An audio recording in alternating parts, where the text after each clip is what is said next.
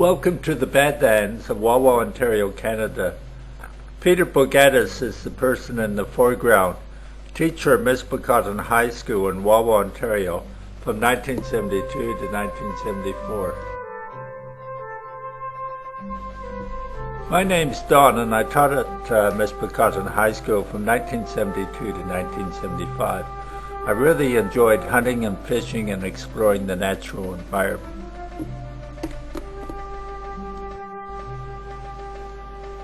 During the winter I used to go ice fishing, and in the spring I went fishing.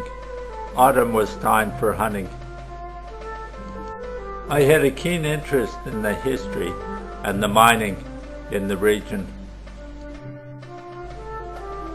Wawa is located just off Highway 17 on the northern shore of Lake Superior and adjoins Wawa Lake. It's got a population of about 3,500 people. Here's an aerial view of the town. The discovery of iron ore by Ben Boyer in 1897 led to the early founding of Wawa. Mining continued during the early 1900s up to the current McLeod mine. However, iron ore is no longer mined in Wawa today. The George W. McLeod mine was underground, and a tramway was used to ship the iron ore to a sinter plant where the low-grade siderite ore was upgraded.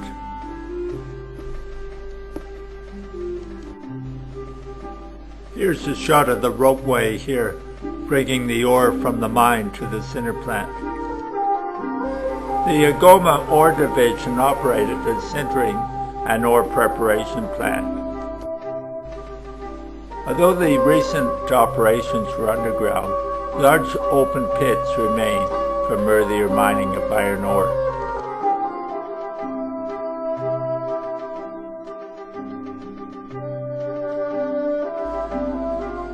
A sintering process which burns off the sulfur in the ore was begun in the mid-1900s.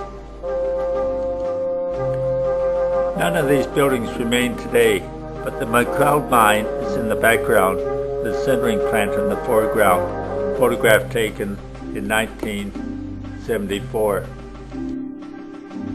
The sintering plant was serviced by the Agawa Central Railway. Here's the plant here with large chimneys, which put out huge clouds of white, sulfurous smoke, creating acid rain.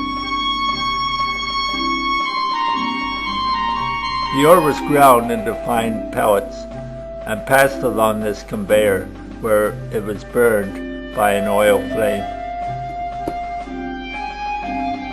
In the 1970s, we didn't refer to the area as Badlands.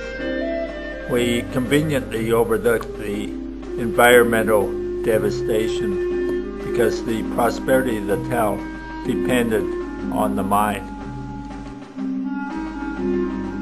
The Badlands was an area northwest of the town and was inaccessible by roads.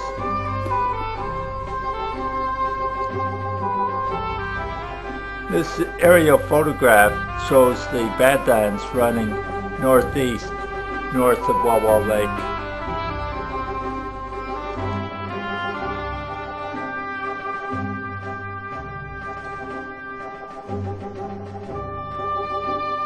A closer look at the Badlands.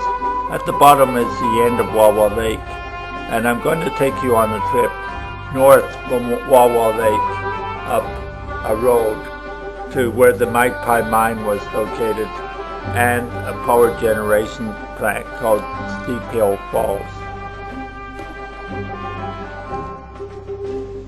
This 1972 photograph from the McLeod mine shows the devastation caused by sintering. There are absolutely no trees in the photograph.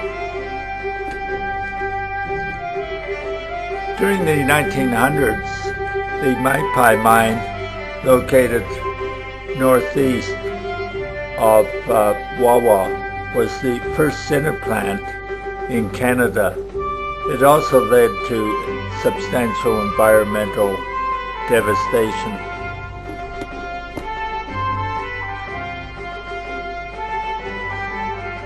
In the 1970s, the landscape looked totally barren from the old Magpie mine. The Magpie mine used to be serviced by a spur of the Agawa Central Railway. This is the old railway bridge across the Magpie River.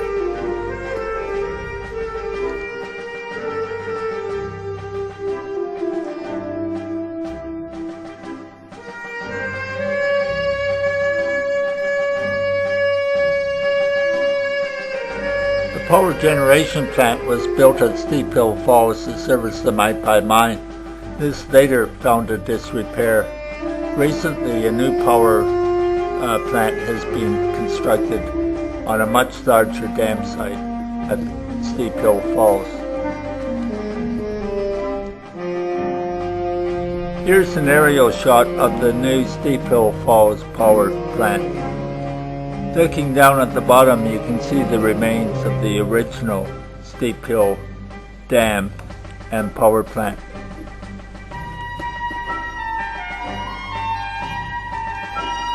We drive Highway 101 along Wawa Lake from Wawa towards Sheplo to the end of Wawa Lake.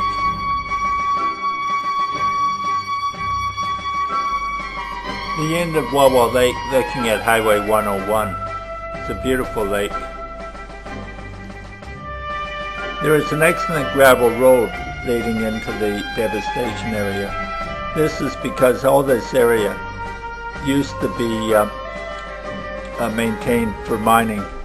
There is a large iron ore open pit at the end of Wawa Lake.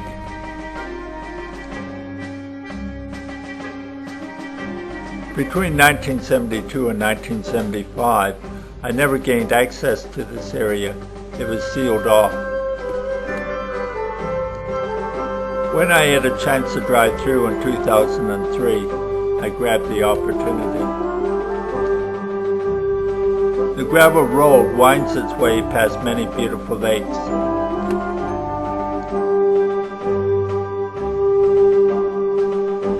It follows the remains of the old spur line of the Agawa Central Railway. I think that's the reason why there's such extensive blasting through the Precambrian shield.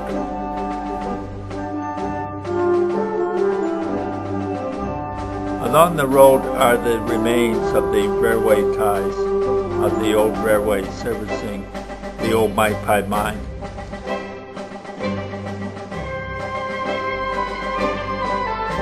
Although the sinter plant's only been shut for about 10 years, reforestation is already occurring.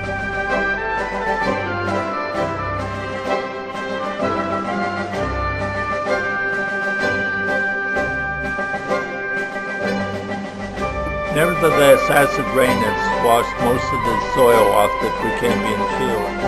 There are large stretches of bare Precambrian rock.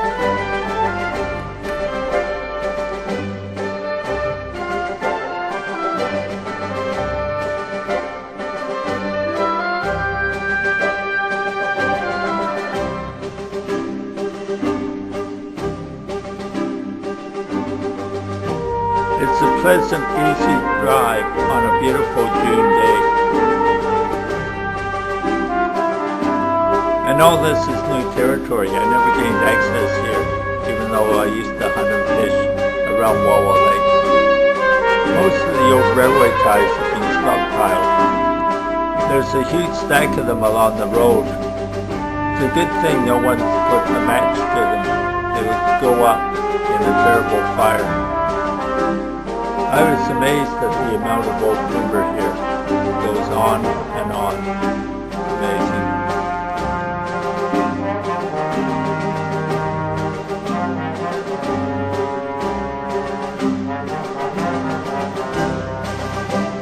Well, I've given you an idea of the reforestation of the Wawa Badlands. Probably in another 30 or 40 years, there will be no evidence that this area was once barren. Well, it's time to be moving on. We drive back towards Wawa, past the old Saluga mine, a gold mine, just off Highway 103. We're back into the town of Wawa. This website indicates that in October 2006, extensive diamond drilling and diamond drilling excavations are occurring in the Badlands. The Badlands is once again being sealed off